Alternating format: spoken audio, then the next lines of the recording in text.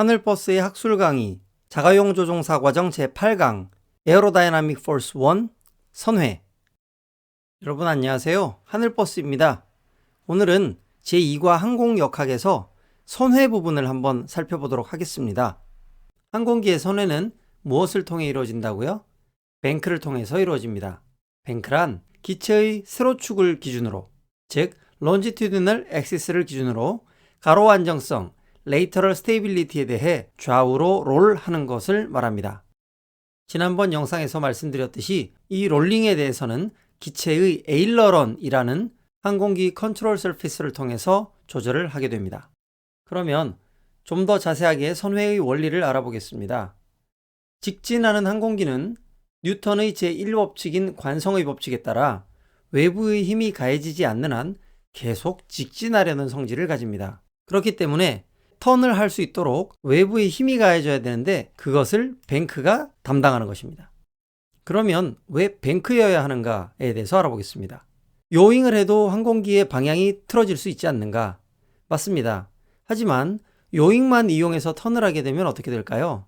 요잉만을 통해서 턴을 하게 될 때는 기수가 좌나 우로 틀어지더라도 직진하려는 성질을 그대로 가지고 가게 됩니다.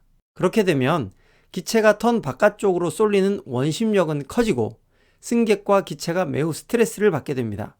우리가 흔히 자동차의 경우에 속도를 줄이지 않고 급격하게 커브를 돌게 되면 원심력이 작용해서 승용차도 사람도 바깥으로 쏠리게 되는 것을 경험하잖아요. 항공기도 요잉만을 통해서 선회를 하게 되면 그런 현상이 나타나게 됩니다. 그래서 뱅크를 이용해서 가게 되는데요. 이것은 마치 아래 그림에 보시는 것처럼 자동차 주행시험장에서 곡선주로에 경사를 주는 것과 같습니다. 자동차의 뱅크는 이 경사와 같아서 아주 자연스럽고 편안하게 항공기가 선회할 수 있게 해주는 것이죠. 이렇게 뱅크를 통한 선회를 하게 되면 양력의 변화가 생깁니다. 통상적인 양력은 웨이트에 반하여 수직으로 위로 향하는 리프트가 되죠. 그런데 선회를 하게 되면 지금 보시는 것처럼 이렇게 항공기가 한쪽으로 눕게 되죠. 그렇게 되면 리프트가 이쪽으로 향하는 게 아니라 항공기의 위쪽인 이쪽으로 향하게 되죠. 그렇게 되면 두 가지의 양력 성분으로 나뉘게 됩니다. 하나는 vertical component of lift, 또 하나는 horizontal component of lift. 두 가지로 나뉘게 되는데요. 먼저 vertical component of lift에 대해서 알아보겠습니다. 이것은 정상적으로 우리가 웨이트에 반해서 그 반대로 올라가는 리프트의 방향, 즉 수직 성분의 양력, 수직 양력 성분이라고 합니다. 또 한 가지 horizontal component of lift는 수평 양력 성분이라고 합니다. 방금 말씀드린 것처럼 vertical component of lift는 수직으로, 즉 웨이트의 반대로 작용하는 양력 성분, 우리가 알고 있는 그 리프트가 되겠고요. horizontal component of lift는 수평 양력 성분이라고 해서 다른 말로 하면 구심력이라고 할 수 있습니다. 즉 원심력에 반대로 작용하는 양력 성분이라는 것이고요. 직진하는 기체가 턴을 하도록 기체를 끌어당깁니다. 항공기를 실로 묶었다고 생각했을 때 항공기가 밖으로 흘러가지 않고 계속 붙들려 있을 수 있도록 하는 힘, 그렇게 이해하시면 좀 더 쉬울 것 같습니다. 그리고 centrifugal force는 말 그대로 원심력입니다. 밖으로 흐르려는 힘이죠. 이렇게 vertical component of lift와 horizontal component of lift로 나뉘어진 양력의 total lift의 작용 방향, 즉 total lift의 벡터 방향은 이렇게 됩니다. 이렇게 되면 horizontal component of lift에 의해서 항공기가 원심력의 영향에 의해 바깥으로 흐르지 않고 안정적으로 안쪽으로 잘 선회를 하게 되는 것입니다. 하지만 여기에서 한 가지의 문제가 발생합니다. 무엇이냐고요? 리프트가 두 가지 성분으로 나뉘어졌습니다. 그렇기 때문에 원래 정상적으로 항공기를 웨이트로부터 떠받치던 수직 양력 성분이 줄어들었죠. 이 부분을 보완해주기 위해서 뱅크로 선회를 할 때 두 가지 보충해 주어야 할 것이 발생합니다. 첫 번째 보충해 주어야 할 것은 양력입니다. 방금 말씀드린 것처럼 정상적인 레벨 플라잇에서는 온전히 이 웨이트 반대로 리프트가 작용해서 항공기의 고도를 유지했다면 지금은 항공기가 뱅크가 진 만큼 버티컬 컴포넌트에서 호라이전털로 빼앗긴 만큼의 리프트가 발생합니다. 앞에 설명에도 있듯이 선회 시의 기체는 웨이트를 지탱해주던 양력 성분이 있는데 그것이 두 개로 나뉘어 버립니다. 그렇지만 양력의 총 합은 변함이 없기 때문에 호라이전털 컴포넌트로 분산된 만큼의 웨이트를 지탱해주던 수직 양력이 부족해집니다. 그에 따라 추가적인 양력이 공급되지 않으면 기체가 고도를 잃어버리죠. 선회 중 이런 고도 손실을 방지하기 위해서 버티컬 컴포넌트가 웨이트와 동일해질 수 있도록 양력을 보충해 줘야 되는데요. 그 방법이 앵글 오브 어택을 높이는 것입니다. 양력 공식 기억나시나요?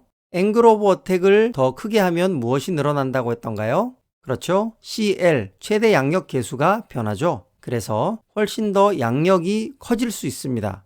이러한 현상은 선회 시 뱅크 앵글이 커질수록 더 심해집니다. 왜냐하면 뱅크 앵글이 클수록 버티컬 컴포넌트에서 호라이전털로 빼앗기는 양이 더 많아집니다. 그렇기 때문에 요구되는 AOA가 더 커지게 되는 거죠. 그 다음으로 보충해 주어야 할 것은 추력, 즉 파워입니다. 추가적인 앵글 오브 어택을 크게 해줌으로 인해서 양력은 보충이 되었습니다. 하지만 양력이 늘어나면 늘어나는 또 한 가지가 있죠. 무엇인가요? 그렇습니다. 유도 항력이죠. 특히 앵글 오브 어택이 커짐에 따라 늘어나는 양력은 그만큼 뒤로 당겨지는 유도 항력이 늘어나기 때문에 늘어난 유도 항력에 의해서 기체의 에어스피드 손실을 초래하게 됩니다. 그렇다면 이를 보완해 줘야 되겠죠? 그것은 바로 추력을 증가해 주는 것입니다. 선회 시 뱅크 앵글이 커질수록 에어스피드의 손실도 커질 수밖에 없습니다. 뱅크를 이용해서 선회할 때 방금 보신 두 가지만 보충해 주면 되는가? 그렇지 않습니다. 선회에는 좀 더 복잡한 메커니즘이 작용을 합니다.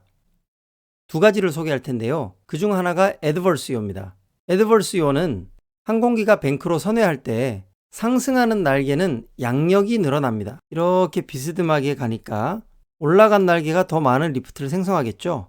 근데 더 많은 리프트를 생성하면 더 많은 유도 항력도 발생하죠. 그로 인해서 상승된 날개가 선회 방향으로 같이 따라 들어가지 못하고 선의 반대 방향으로 노즈가 요잉을 하게 되는 겁니다. 이러한 현상을 애드버스요라고 합니다. 이런 현상은 하이 AOA에서 에일러런의 디플렉션이 클 때 최대가 됩니다. 이유는 왜 그럴까요? 하이 AOA라는 것은 그만큼 피치가 들려있고 피치가 들려있다는 것은 그만큼 많은 유도 항력이 생긴다는 것이죠. 이것을 해결하는 방법은 의외로 간단합니다. 선의 방향으로 러더를 가해주시면 됩니다. 또 한 가지 생각해야 할 것이 바로 오버뱅킹 텐던시입니다. 오버뱅킹 텐던시는 깊은 각 선회를 할 때 에일러런을 뉴트럴로 하더라도 선회 방향으로 뱅크가 더 깊어지려는 경향을 말하고요. 이러한 현상이 생기는 이유는 두 가지입니다.